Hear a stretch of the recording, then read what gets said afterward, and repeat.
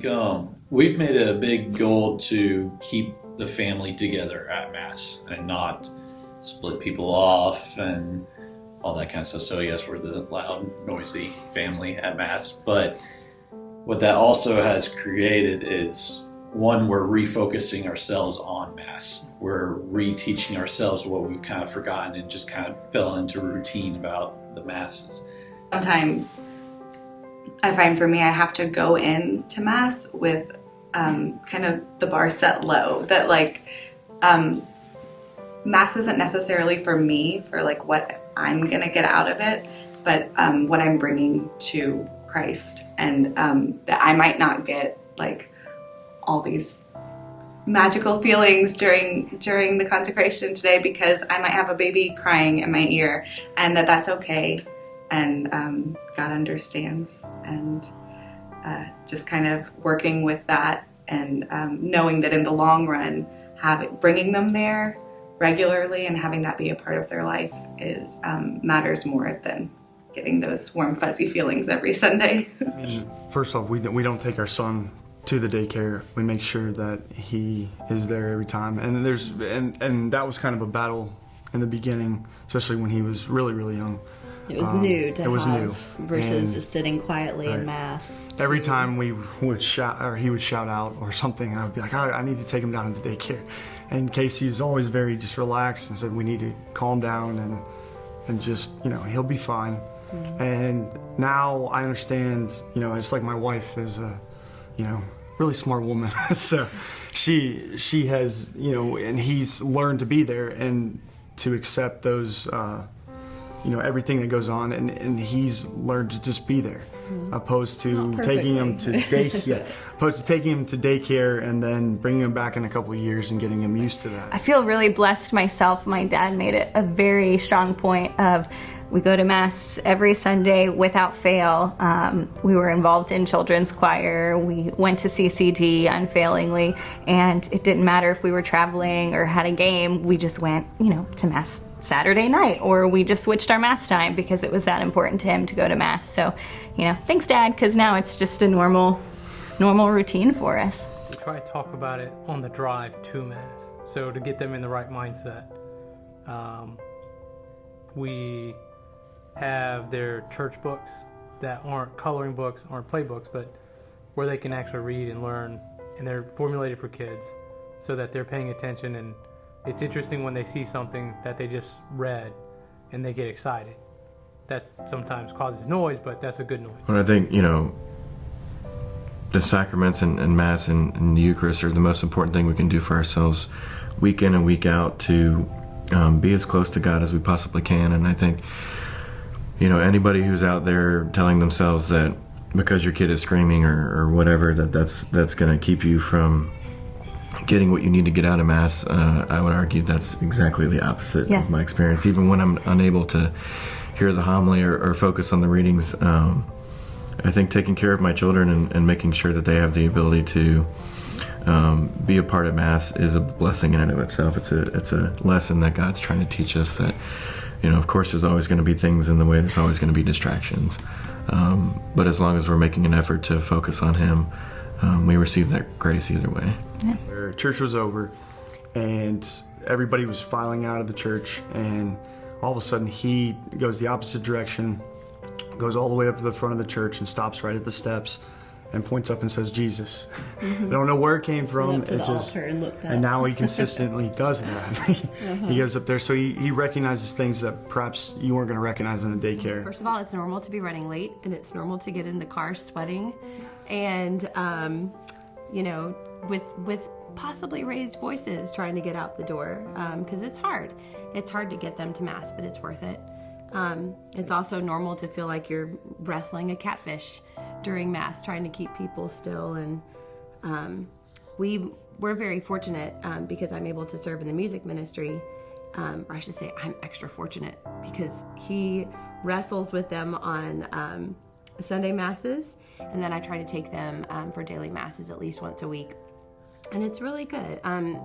There's a different level of focus when you have kids versus when you don't, because you're trying to teach them the right ways to behave, and sometimes you have to answer tough questions about why we do some of the things that we do. But it's different than going as an adult, because you have to kind of refocus and teach little people as well. So we have 7 years of practice in doing this, and early on was rough.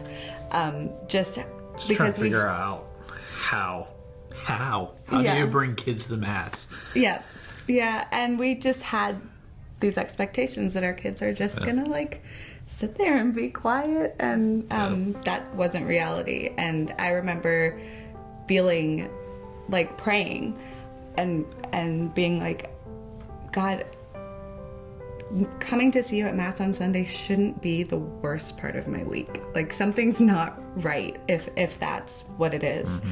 And I kind of had a revelation in prayer where God kind of gave me peace about that. Like, he's a baby. He's not gonna sit still. And just to kind of, from then I decided just to be easier on him and on myself. And so, you know, when we have a rowdy kid, we try to point towards the altar at all times, that look at what's going on. It definitely helps to sit, refocus them. Yeah, and we tend to sit as close to the front as we possibly can, because we have definitely found that if we're in the back, there is no way that they're going to pay any attention to the Mass. If they can see what's going on, then in most cases they can be more attracted to what's going on. They can pay more attention to what's going on. And biggest help with little toddlers, I find like whispering the prayers into their ear can be helpful. Mm-hmm. And even like my 3 and 4-year-old will now like say them back out loud, which is sometimes probably distracting, but but they're saying prayers. So yeah. And then with the older ones, I can already see kind of the fruits of our labor, where our 7 and almost 6-year-old really are good about participating, and you know, they're still kids. They have their days, but we try to just encourage them to participate along with us. And I think us participating is a big part of that. We have to be participating if we expect them to. I also do try very hard, though, to make sure that during certain portions of the Mass, I'm pointing out to the kids, you know, look, there's the Eucharist. Oh, he's holding up the Eucharist. He's holding up the chalice. Just to try to start that process with them, of them recognizing what those things are. That way, as they get older and continue to come with me to Mass and grow in their faith, it's not like, whoa, wait a second, what in the world is this? It's always nice to sit around people that want to help with the kids. Oh yeah, and this church is really good about that. And not be scared to hand them off. Yeah, we always have kind of surrogate grandparents and aunts and uncles who are always smiling at the kids and who don't mind lending an extra hand, because when you have 6 children, you run out of hands.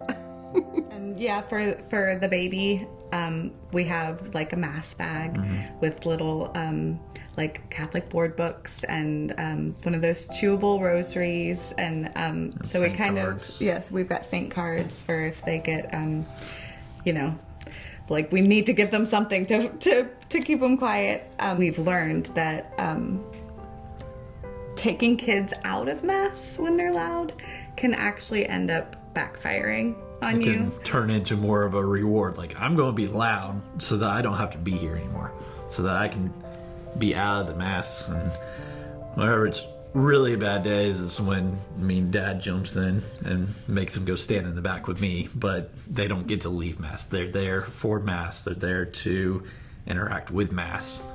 So I mean, we've definitely taken children out of Mass when it's gotten way out of control, but we try to make that a very last resort, and have them there as much as possible. Eric always says, you know, if he's not hearing crying in the, you know, in the audience, then the church is dying. So it's okay, you know, if he cries out or something.